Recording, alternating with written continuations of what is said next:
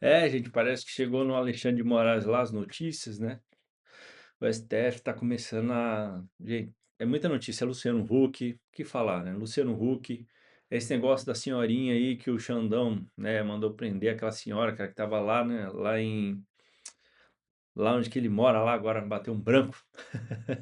Acabei de falar aqui, lá na Câmara, né? Ela foi lá com a Bíblia, com uma bandeira nas costas do Brasil e foi presa. Então, gente, pelo amor de Deus, cara, o que falar, né? É tanta coisa acontecendo e nada se resolvendo, né? O cara, querendo ou não, o cara, meu, gosta de mandar nas coisas, gosta de ficar comandando as coisas, pra lá e pra cá, fala uma coisa, fala outra, e no final das contas só aparece Banco Master, aparece uma notícia atrás da outra, o que falar disso, né? Mas vamos ver aqui o que Gustavo Gayer está falando sobre isso, inclusive, e o apoio que vão dar pro Lula, de fora do Brasil ainda, estão querendo dar. Eu acho que o negócio tem que resolver aqui dentro, não lá fora, né? Mas vamos ver aqui o que o Gustavo Gayer está falando, fazer o react disso. Esse último agora, o ditador que está à frente da Bielorrússia há mais de 30 anos, inclusive disse que vai ajudar o Lula nas eleições. Olha que loucura isso. Na Bielorrússia, desde 1994, esse cara aqui é o ditador de lá. Frauda eleições, persegue oposição, manda matar quem questiona seus... Até a mulher dele ele deu um sumiço, tá? Alexander Lukashenko. Esse cara aqui, ele era do Partido Comunista Soviético e desde 1994, ou seja, desde o final da União Soviética, ele é o ditador da Bielorrússia com a ajuda da China e da Rússia, obviamente. Ele foi dar uma entrevista. Antes, deixa eu te mostrar aqui um pouquinho sobre esse desgrama aqui. Isso aqui tá aqui ele aqui, ó. Alexander Lukashenko.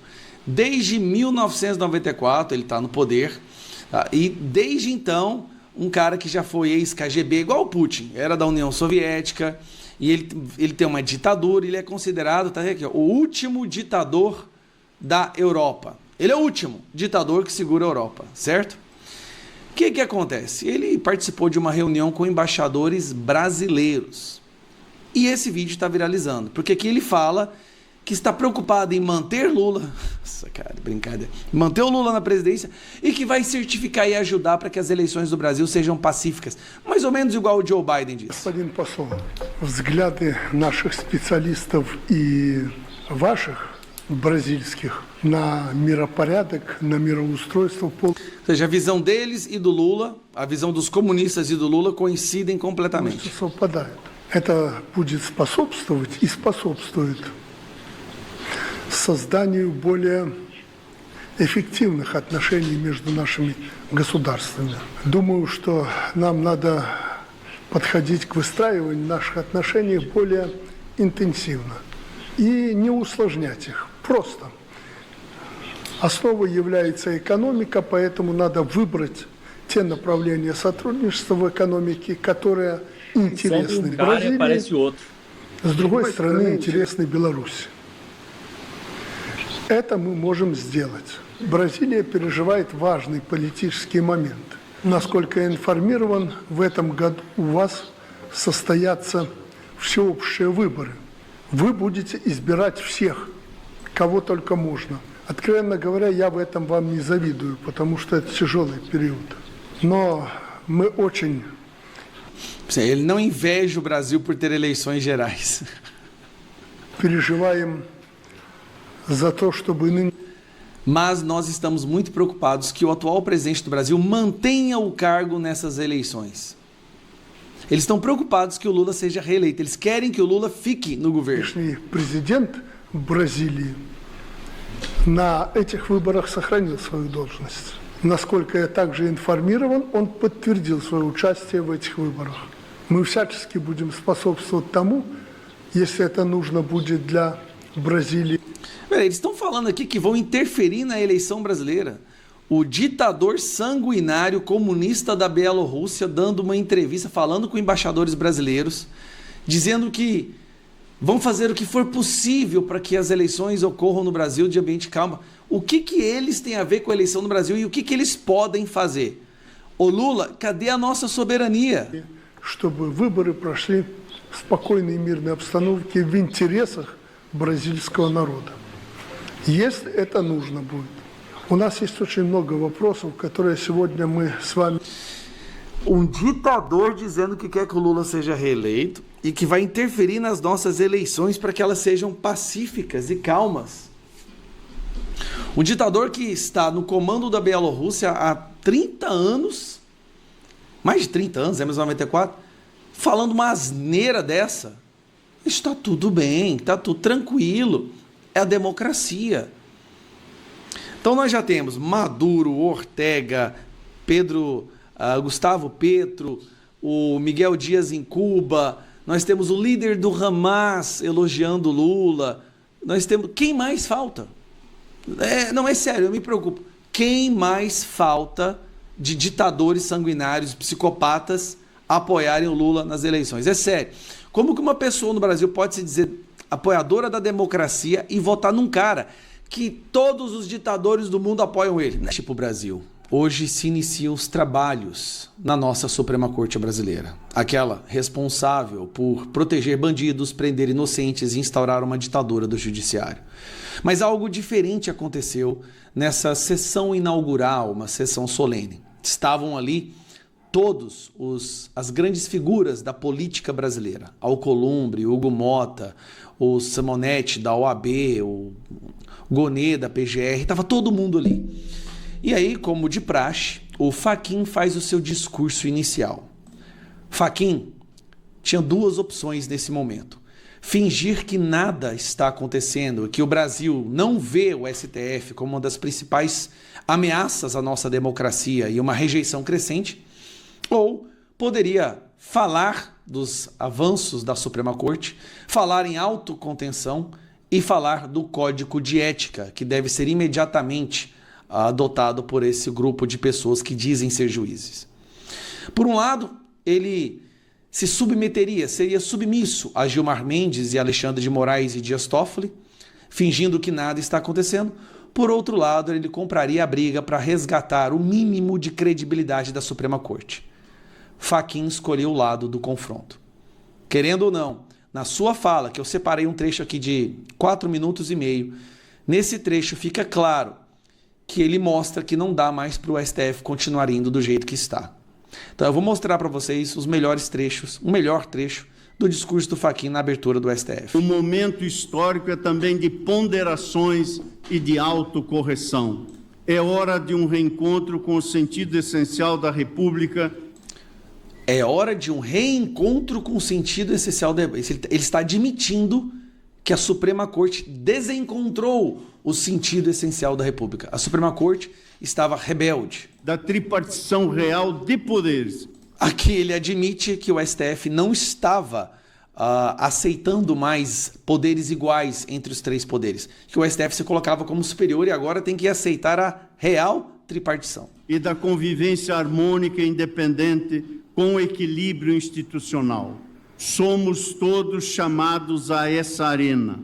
É que a democracia constitucional traduz obrigações de prestação de contas e também de memória. Como lembrava Piero Calamandrei, abro aspas. Aqui ele manda um recado para o Dias Toffoli e Alexandre de Moraes claramente. Não é honesto, quando se fala dos problemas da justiça, refugiar-se atrás da cômoda frase feita que diz ser a magistratura superior a qualquer crítica e a qualquer suspeita. Lembrando que semana passada o Alexandre de Moraes disse que uma matéria do Metrópolis era criminosa, porque estava falando sobre as visitas dele com o Vocaro. Como se os magistrados fossem criaturas sobre-humanas, não atingidas pelas misérias desta terra e por isso intangíveis. Quem se contenta, acrescenta Calamandrei, com essas tolas adulações, ofende a seriedade da magistratura, a qual não se honra adulando, mas ajudando sinceramente estar à altura de sua missão, fecho aspas. Basicamente ele está falando que criticar juízes e ministros e a Suprema Corte não é crime e qualquer juiz ou ministro que fale isso é um tolo. Por mais de 3 décadas, esse tribunal se disse presente em graves momentos da vida nacional, com resposta firme pelo Estado de Direito Democrático contra ameaças de golpe. Há, nada obstante, em meu modo de ver, respostas ainda a serem dadas, tendo como pressuposto a institucionalidade democrática. A um só tempo devemos perseverar e devemos mudar. Em termos mais amplos, o desafio é reconhecer o protagonismo do sistema político. Opa! O que você está falando aí? E parece que nesse momento ele até olhou para quem foi pro Cássio Nunes, eu não sei. Tá na hora de reconhecer que o protagonismo numa democracia é dos políticos? Quer dizer que vocês achavam antes que era de vocês? Nas funções que são dele. Saber induzir pelo exemplo e pela decisão a melhoria das instituições. Saber ser forte o suficiente para não precisar fazer tudo. O STF estava fazendo tudo, então? Talvez seja mais difícil do que os desafios anteriores, porque exige não a coragem de agir, mas a sabedoria de calibrar a ação, a paciência institucional da construção. Traduzindo, pessoal, pega leve que vocês já extrapolaram, não dá mais para conter, não dá mais para segurar a onda. Essa tarefa, esse munus, não é nem pode ser obra solitária. A colaboração institucional engrandece a construção colegiada. Unidade não é unanimidade. O que nos une não é a concordância em todas as questões. Ademais, o todo não se confunde com a parte. O que nos une é o compromisso com a instituição. Não, aí eu discordo. O que deveria unir os ministros da nossa Suprema Corte é o compromisso com a Constituição e não com a instituição. Isso é corporativismo. Os senhores e a senhora, Carmen Lúcia, deveriam ter compromisso com a Constituição e não em proteger uns aos outros. Reafirmo, nesta oportunidade, as metas que orientam a presente gestão. No plano interno, destaca-se a promoção do debate institucional sobre integridade e transparência. Agradeço de público, como já fiz, diretamente a todos os integrantes da transparência. Agradeço de público, como já fiz, diretamente a todos os integrantes desse tribunal, a eminente ministra Carmen Lúcia, por ter aceitado a relatoria da proposta de um código de ética. Aqui, ele cravou uma briga com Gilmar Mendes e Alexandre de Moraes que não querem código de ética. Código de ética vai impedir que eles possam colocar parentes para trabalhar para empresas que estão sendo jogadas no STF, participar de eventos internacionais, receber dinheiro de empresas. O código de ética acaba com o caixa 2 de algumas pessoas, entendeu? Compromisso de minha gestão para o Supremo Tribunal Federal. Vamos caminhar juntos na construção do consenso no âmbito desse colegiado. Impende dialogar e construir confiança pública, porque nesta reside a Construir confiança pública. É porque o povo já não confia mais no STF? verdadeira força do Estado de Direito. Bom, e aí vai. Neste momento, nesse trecho, ele fala duas coisas importantes. Primeiro, ele admite que o STF extrapolou, ele admite que o STF está desgastado, que a população não confia na Suprema Corte, que a Suprema Corte interfere o tempo inteiro no político e esse é o primeiro ponto. No segundo ponto, ele admite que o STF precisa de um código de ética porque alguns membros ali meio rebeldes perderam a medida, perderam a mão. Né? Escritórios de advocacia de parentes, resorts, no nome de laranja, não tem transparência nenhuma. Então tem que ter um código de ética. Porque assim, se eles não cumprirem o código de ética, poderá vir uma punição. O Fachin, na minha opinião, nesse trecho, ele comprou uma briga com aqueles que sobrevivem justamente pela falta de ética no comportamento dos ministros do STF. Quando o Flávio foi indicado pelo pai dele para candidato à presidência, o PT, a esquerda, riu, fez memes, disse está certo agora, vamos ganhar sem dúvida. 2 meses depois, eles estão com medo. A última pesquisa do Paraná Pesquisas mostra empate entre Flávio e Lula no segundo turno. E agora, que eu quero mostrar para vocês, nos bastidores, Lula já admite medo da derrota, principalmente depois de que ficou confirmado de que Tarcísio vai à reeleição em São Paulo. Lula já começa a admitir que ele está com medo da derrota. E esse trecho aqui da CNN explica muito bem por que o Lula está morrendo de medo agora E principalmente porque que influência tem o Tarcísio ser candidato em São Paulo ao ponto do Lula estar com medo de perder também a reeleição. O dilema do presidente Lula em São Paulo, sobre o palanque da esquerda, passa por um receio de um impacto nacional e tem tudo a ver com Tarcísio de Freitas. O petista considera crucial o lançamento de um nome em São Paulo que consiga levar a disputa estadual ao segundo turno, como em 2022. A preocupação de Lula é que, caso o Tarcísio de Freitas, e as pesquisas apontam essa possibilidade real, se reeleger já no primeiro turno, isso faz com que o candidato presidencial da direita, seja Caiado, Ratinho Júnior ou Flávio Bolsonaro, comece o segundo turno com impulso eleitoral no maior colégio eleitoral do país. Já que, sem se preocupar com o segundo turno, Tarcísio colocaria a tropa em campo, ou seja, teria tempo e poder de mobilização para a disputa nacional, escalando prefeitos e vereadores do interior de São Paulo para apoiar o candidato contra Lula. Por isso, Lula tem repetido em conversas reservadas. Preste atenção no que o Lula tem repetido em conversas reservadas. Que ele não pode errar em São Paulo. O que Lula tem dito é: se eu errar na escolha do candidato em São Paulo, eu posso perder a disputa à reeleição. Quem que o Lula vai colocar para ser o candidato de São Paulo? Muito provavelmente o Haddad, o pior ministro da economia que o Brasil já viu. Por isso que ele tem insistido no ministro Fernando Haddad da Fazenda, que conseguiu jogar essa disputa ao segundo turno lá em 2022. Só que Haddad resiste a ser candidato, isso não é novidade para ninguém, isso já está irritando o Lula, inclusive. Porque ele sabe que vai levar uma surra, ele sabe que vai apanhar muito e ele queria ir para Senado, ele quer ter um mandato. O plano B do presidente, caso não consiga convencer Haddad, são os ministros Simone Tebet do Planejamento e Márcio França do Empreendedorismo. Que vão levar uma surra pior ainda. Lula não tem nome. A esquerda está ficando sem nomes para disputar campanhas pelo Brasil. Nessa viagem que fez ao Panamá ontem, Lula chegou a conversar com Tebet, mas ele não tomou uma decisão final. Por quê? Porque ele aguarda o resultado de 2 pesquisas eleitorais já registradas no Tribunal Superior Eleitoral, que devem ser divulgadas nos próximos dias, para tomar essa decisão sobre as expectativas de voto de Haddad, Tebet e Márcio França. Tebet, gente, pelo amor de Deus, olha o desespero que o PT tá. Nem mesmo dirigentes petistas acreditam em uma vitória contra Tarcísio em São Paulo. Mas a questão aqui não é ganhar São Paulo, mas é impedir que a disputa estadual catapulte a direita no âmbito nacional. A única coisa que o Lula quer é que o Tarcísio não ganhe no primeiro turno e possa, no segundo turno, pegar toda a máquina de São Paulo para fazer campanha para o Flávio Bolsonaro, botar os prefeitos, e aí vai estar o PSD junto com o Tarcísio, então seriam os prefeitos do PSD. É tudo que eles não querem. Então preste atenção.